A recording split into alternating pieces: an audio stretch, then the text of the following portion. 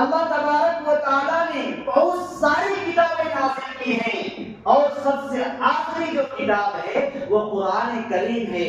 Almighty Allah revealed last and final to the last prophet Muhammad sallallahu alaihi wasallam, but all previous revelation before the Holy Quran sent down only for particular group of people and particular period of time.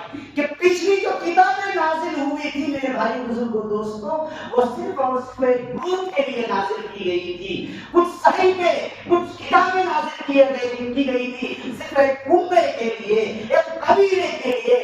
لیکن میرے بھائیو بزرگوں دوستوں، the Holy Quran was sent down for all mankind، یعنی اس دنیا میں بسنے والے تمام انسانوں کے لیے قرآن کریم کو نازل کیا گیا ہے. As mentioned Allah in Surah Ibrahim chapter number 14 verse number 1.